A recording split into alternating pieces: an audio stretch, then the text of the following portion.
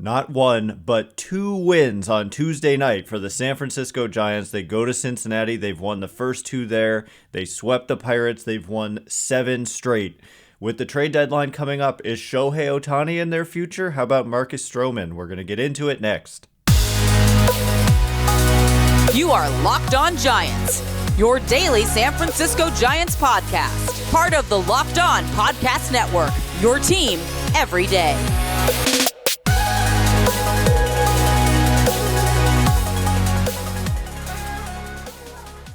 Hello and welcome to Locked On Giants, part of the Locked On Podcast Network, where it's your team every day. My name is Ben Kaspick, and on the show we provide daily episodes Monday through Friday talking about the San Francisco Giants in a way that's data-driven and rational, but also simple, passionate, and accessible to all.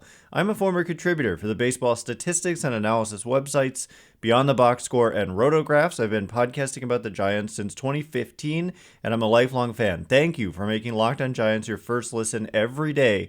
We're free and available wherever you get podcasts, including YouTube, so check us out there if you have not already. Also, swing for the fences on Sleeper Picks, and you could win up to 100 times your money. Download the Sleeper app and use promo code LOCKEDON, and you'll get up to a $100 match on your first deposit. Terms and conditions apply. See Sleeper's terms of use for details. Currently operational in over 30 states. Check out Sleeper today. And coming up on today's show, we're going to be breaking down these 2 wins for the Giants. Huge swing day for them. They could have gone 0-2, 1-1, or 2-0, and they go 2-0, and they've won 7 straight. And we're going to be talking with Paul Francis Sullivan from Locked On MLB about these 2 games and also about the Giants overall and their approach coming up to the trade deadline, which is creeping up on us here pretty darn fast, as it is now less than 2 weeks away. Shohei Ohtani, Marcus Stroman, offense. What are the Giants' needs? We'll get into that as well. So without further delay, here is my conversation with Sully from Locked On MLB. I got you on here. We did our tour of the league. Now let's talk Giants. Wow. They had to play the suspended game from the other day. Couple rain delays later came yet another wild game. You have the floor. Tell me your thoughts just on the games themselves. Doval picked up a pair of saves, and you were throwing some great stats at me about Flores. So let's talk a little bit about the fact that the Giants picked up 2 games in the win column in less than 24 hours. Yeah, I mean, it's a huge swing. You could lose both games and you're in a much different position. If you have a chance to play 2 games in the same day, and the thing is, when the first game resumed, it immediately was a big pressure situation with runners on second and third and 1 out in the 8th inning in a tie game. And there was like strategy involved because they actually pinch hit for JD Davis, which was surprising because they don't normally do that. I know they platoon a lot, but JD Davis doesn't get platooned. And the guy who hit for him was Lamont Wade, who doesn't even play the same position. And so I think it was a good move because JD Davis has some swing and miss, and that's really a spot where you want to put the ball in play. And it ended up that Lamont Wade Jr. struck out. And then the next batter was hit by a pitch, Patrick Bailey, which loaded the bases, and then they had Mike Yastrzemski up, so 2 different kind of dangerous lefties against a righty reliever there, and he struck out. And so that was a blown opportunity. They actually had yesterday, second and third, nobody out, and Conforto made an out, and then there was a rain delay that ultimately led to a suspension. But anyway, the Giants have just been able to pull these kinds of games out this year. And, you know, like on the road, that ballpark, that team, with a chance to win it in the bottom of the 9th, Elly De La Cruz gets on base, and then he steals second. He's originally called out. Replay calls him safe. So it's Elly De La Cruz on second base as the winning run in the bottom of the 9th. So you're looking like you're going to lose that game. And they pick him off. They pick him off second base. I couldn't believe that. I completely, at that point, you know when I didn't cut you off there, but when you watch a game sometime and there's a moment where you just think, all right, this is I don't want to say but like you're saying, okay, this game's over. All right. And you're tempted to even turn it off. Like, I don't want to see the inevitable. Yeah. Right. And That's how I was feeling. that was a moment I was completely convinced. Okay, this game, there's no scenario where they're going to lose this or they're going to win this here. But no, there you go. Picked him off. I mean, the pickoffs just don't happen very often, and it wasn't like he was stealing either. He was just taking his secondary lead, and it was just a really, really good kind of spinning move by Tyler Rogers, who I don't know that I've ever even seen him throw to second base on a pickoff attempt, and it was just the perfect kind of moment to do it. And they got him in a rundown. They got him out. They got through the ninth. They went to the 10th, and well, Giants have been, I believe, I don't have it pulled up, but I will in a second, pretty darn good in extra inning games this year. Their record in extra 6-2.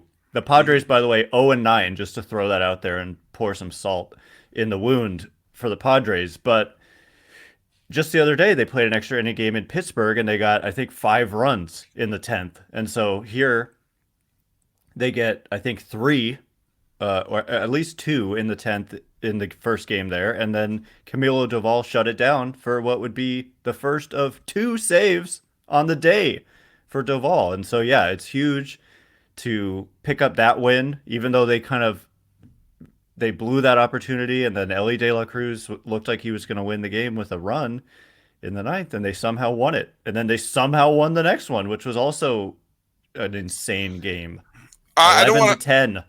Before we jump to the 11-10 game, which was either a great game, a horrible game, but I know there's no Giant fans have any fingernails left after that game.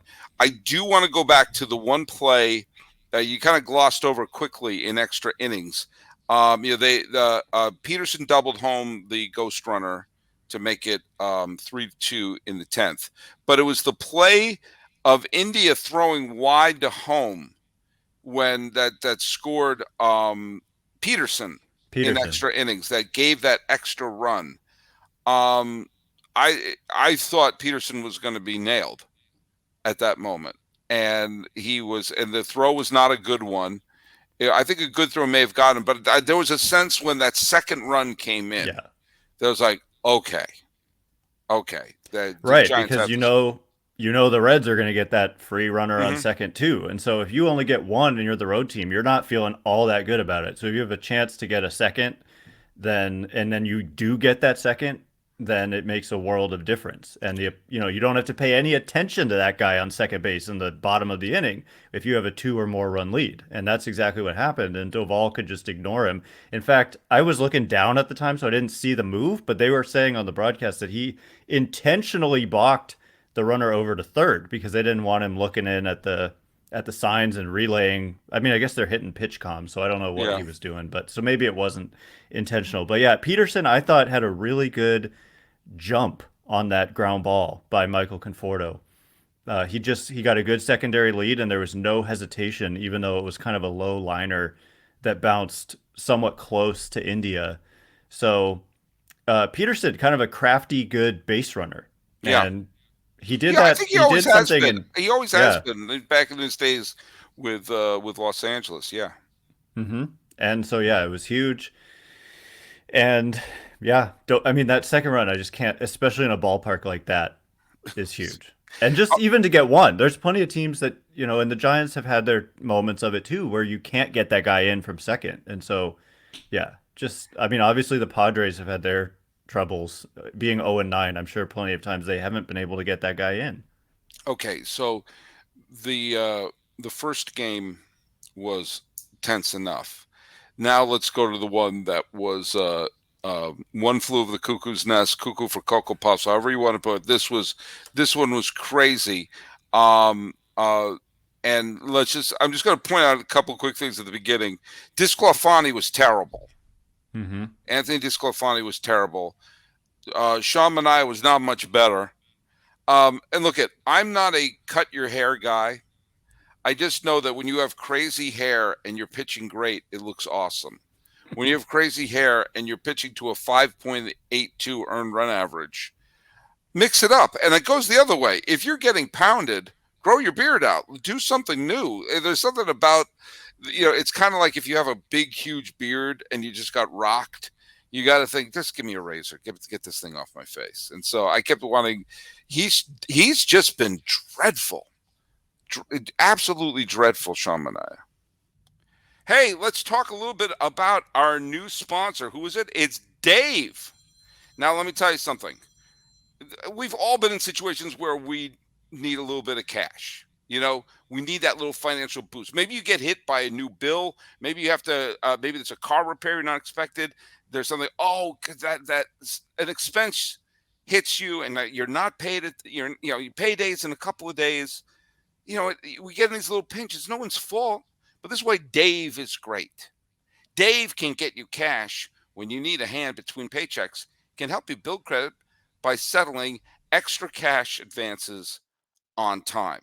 Dave is a banking app that's leveling the financial playing field. When you download Dave, you can get up to $500 in 5 minutes or less. No credit check, no late fees. It's part of Dave's extra cash account.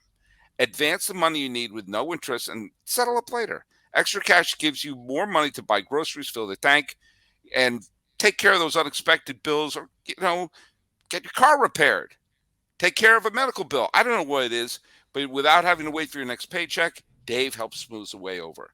You can build up credit while you settle on time. Millions of people have already downloaded the Dave app to make their finances easier. So if you're in a pinch, get the help you need by downloading Dave. Download Dave at dave.com/MLB. That's dave.com/MLB. You can get up to $500 in 5 minutes or less. No credit check, no late fees. Download the Dave app now or go to dave.com/MLB. He has had his stretches of being really, really, really bad. There was a stretch that kind of ended in the last couple outings that in which he was actually good out of the bullpen. Maybe like a 8-game stretch or something where he was really good. But today you saw kind of struggling. It's command for him. If he's not, if he's fallen behind, you're going to see walks, but you're also going to see hitter friendly counts like 2-0, 3-1, 2-1, whatever. And then you've got to throw it in there, and then you get hit a little bit. So yeah, overall though, the body of work, you're right, it's not been great. Neither has it been great for DeSclafani, although he started out great. He had a really good first month. But since then, he's fallen off quite a bit. And Ross Stripling they've had a lot for a team that's got a record like they have. They've had a lot of individual pitchers really who have had kind of major struggles. But they found a way to win even despite multiple pitchers having rough outings today. And there was rough defense today, especially at the beginning of the game. But when you and I were getting prepped to do this live cast, you gave me a stat about Wilmer Flores, and just fire that along for me. Yeah. So Wilmer Flores, it was this game and the other game, which was played in parts of 2 days, but it's just 2 games, and he became the first Giants player since Barry Bonds in 2002, which was like a monster. It was arguably better than his 2001 season by some, calculations. But first player to have 8 or more total bases in consecutive games for the Giants since 2002 Barry Bonds. So total bases doesn't count walks. So it's just like basically if you hit 2 home runs, that's 8 total bases, right? Because 4 and 4. Yeah. And so he didn't have 2 home runs in both games, but in one game, I think the first game he had a homer and he had 2 doubles, and then in the second game he had 2 homers. And so it's just crazy to me all the players that have come through. Buster Posey. It's not like they've had, it's a tough ballpark and all that, but still, right. First since Bonds, it's kind of just. I mean, yes, it's in Cincinnati, but the Giants go to Colorado every multiple times a year. Stadium. And yeah, so Flores has been red hot, like absolutely red hot. And so and he's so red hot, even when he hits into an inning-ending double play, it still delivers the game-tying run because he hit that line drive that Benson caught, and the throw came home, and I think it was who Wisely scored, and I didn't Matos. And I didn't think. Oh, was it Matos who scored? I thought No, Matos no, was. no, no, no. Sorry, I thought you were asking who got thrown out. It Okay, yeah, was Matos. Wisely scored, and I remember I was watching the game, and I thought, "Oh, don't send him, don't send him," because I thought he was going to get nailed. I didn't think it was deep enough to score him. He's fast. Wisely scored. I barely know Wisely, so I didn't know how Right. fast he I was. thought so. Yeah, a lot of he's Wisely scored, but then I was at Matos gets thrown out at third.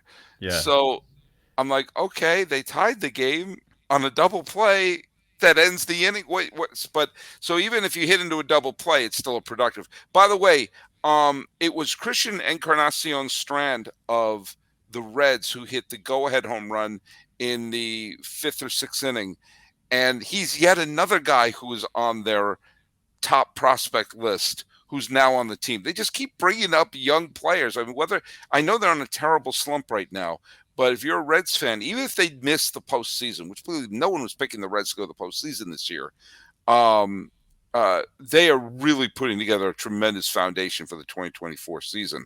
And oh yeah, just in case the old timers want someone, Joey Votto hit a freaking home run as well. It was just everyone. I think you hit a home run today. It was such a bizarre game. Yeah, and the Giants came back multiple times, and those were like gut punching moments with the Encarnacion Strand 3-run homer. It flipped a 2-run lead into a 1-run deficit, but the Giants just answered right back, tied it in the 6th. They got 3 of their own in the top of the 7th, and then the Reds got 2 in the bottom of the 7th. To me, this game tonight, the second game, was really about getting to the back of the bullpen because Right. the Giants had to use a bunch of pitchers. I mean, in between, they used Scott Alexander, and he's one of their normal kind of late inning guys. But besides that, DeSclafani, Manaya, Mauricio Llovera, and Jacob Junis, who also kind of imploded and hasn't had a great season, they used a bunch of their B pitchers, their non high leverage pitchers. But as soon as they were able to get to Taylor Rogers and Camilo Doval for a second inning, they were clinging to a 1-run lead, and they put up 2 zeros in the 8th and the ninth, and they absolutely needed to because it was 11-10, and so they've got the guys. They just had to get there. Before we go to another ad break, be honest with me, Ben. When Votto walked in the ninth, you thought they were going to rally to tie the game. Oh yeah, I mean just like with Ellie in the first game. I mean Doval, you've got all the trust in the world in Doval, but Right. pitching for the second time in one day and that ballpark and the way this game had gone, yeah, for sure, it's not a great situation. All right, when we come back, we're going to talk a little bit about where the Giants fit in this really difficult to predict National League West race. Hey, by the way, if you have Sleeper on your phone, today was not the day to put in pitchers to try to have your pitcher go far. But if you were going to put in Doval to Sleeper, guess what? You would have a couple of saves. If you were going to put in Riley, wow, you're going to have a great day. This episode is brought to you in part by Sleeper. Want a chance to win more money with less picks, or is it fewer picks? I don't know about the grammar there, but head to Sleeper where you can win up to 100 times your money. If you don't believe me, look at that. Why would I lie? I got Sleeper right there on the phone. I'm going to put in Austin Riley for 5 more home runs tomorrow. Why the heck not? They're offering 100 times payout for up to 8 pick contests. Choose as many as 8 players that you like and pick more or less on your favorite baseball stats like home runs, strikeouts, hits, or more. Get your picks right and you can win big. You know what? If you think, well, look at the people who are just hitting. Flores hitting home runs, Riley hitting home runs. Who's going to do it tomorrow? I don't know. I would pick for a bunch of people to hit home runs in the Giants-Reds game because everyone has an exhausted bullpen. Ben may have to come in and pitch a couple of innings. You know what? I'm going to pick Ben. I'm going to put a couple of innings in for you. Guess what? More on those stats.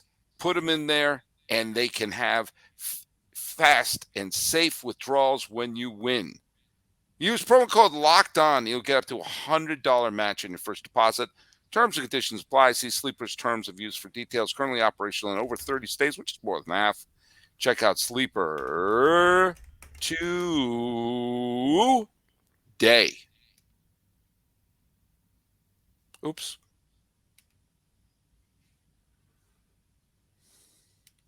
Always good to say oops in the middle of an ad read.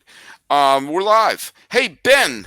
Um, this Giants team is starting to remind me a little bit of the 2021 Giants. I don't think the Giants, they're not going to win 107 games like that team did. But you and I talked about this. I never thought they were as good as 107 wins, but I also didn't think they were as bad as 500. I think the reality is they're somewhere in the middle. And the difference is in 2021, so many of those little blue pits fell in. And in 2022, they were caught. Mm-hmm. And this team right now, they are a wild card team as of this recording.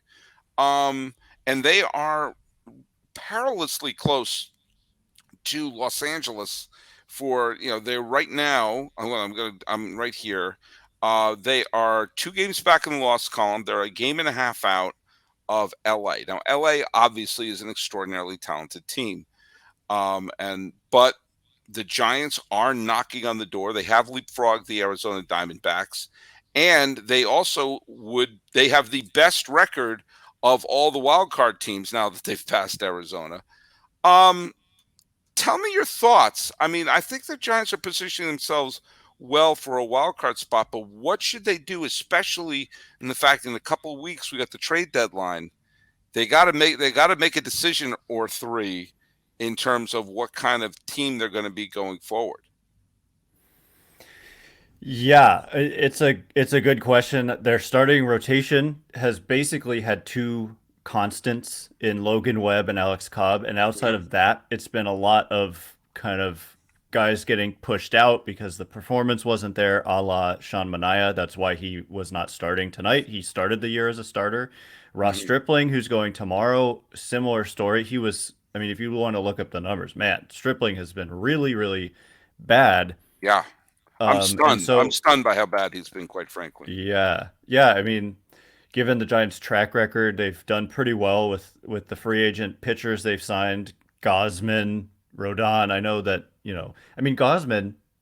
He wasn't Gosman until the Giants got their hands on him, Hmm. and so they helped him become what he's become. And so anyway, I mean, you could definitely look at starting pitching and not just depth. I think they have a lot of depth. They have a lot of guys who can be starters and give you innings and all that, but like frontline starting pitching. Yeah. And then another thing, their offense has kind of been until tonight scuffling a little bit. And at second base, Tyro Estrada is out with a fractured hand, and they've kind of turned to some rookies like Brett Wisely Hmm. and Casey Schmidt, who I would say in the last couple days and tonight in particular, like they started to show some signs of life. But before that, they had been struggling a lot. And so you could look at just at the shortstop position too. I mean, Brandon Crawford isn't the same as he once was, and he's entering the last year of his contract, and there's not a lot of great shortstop free agents. So you could look at someone who could play shortstop, like just how kind of they acquired JD Davis last year at the deadline, and he's become, when Longoria left, he was a nice guy to fill that void, given that he wasn't just a rental player. So I don't know that they'll only target rentals. I think having someone they can bring back next year, maybe who could play shortstop, Hmm.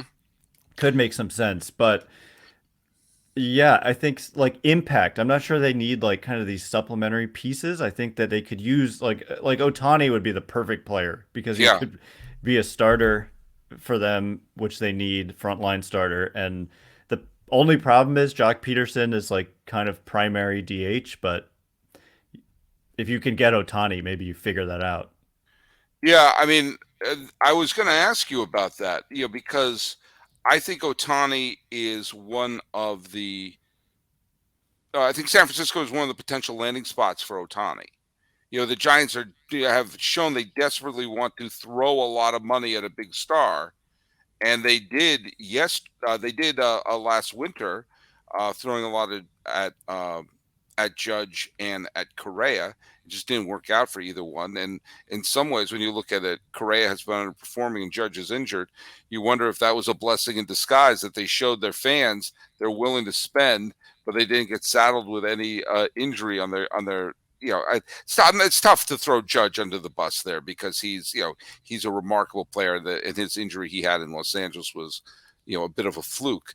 But if they could acquire Ohtani, if they could get into the Ohtani sweepstakes, he's worth whatever prospect you can throw at him. And maybe, just maybe, he gets exposed to what a great place San Francisco is to play. I don't know. It's a huge, it's a huge, huge long shot. But yeah, Ohtani would be the ideal acquisition for San Francisco. Pretty much for anyone, but Yeah. for the Giants. And I think the fans would respond by packing the park, to see this guy, and the atmosphere would be back, because they've had some, like last year, the vibes were just kind of off, and with the team and with the fans, fans growing a little restless. Only the one playoff appearance since 2016 at this point, just 2021. And this is a team that I think also how better the ending of that series was against LA. I think that also added to the fact that it was a wonderful game and a wonderful series. It ended on such a sour, if it was a strike, if it was Scherzer striking him out or someone hitting a walk-off home, that's one thing. But on a ticky-tack, check swing, that's how it ended. It was such a whimper, Right. And I didn't mean to bring that up. No, I mean it's crazy. And Gabe Morales, who called him out as the umpire, was the home plate umpire tonight. And Wilmer Flores is doing his Barry Bonds impression in front of the guy who rung him up on a check swing that took the bat out of his hands. And I think a lot of people, Wilmer Flores is not like some flashy player that you find on the top page of MLB.com a lot, but the dude has power, and the dude can run into some balls and hit homers.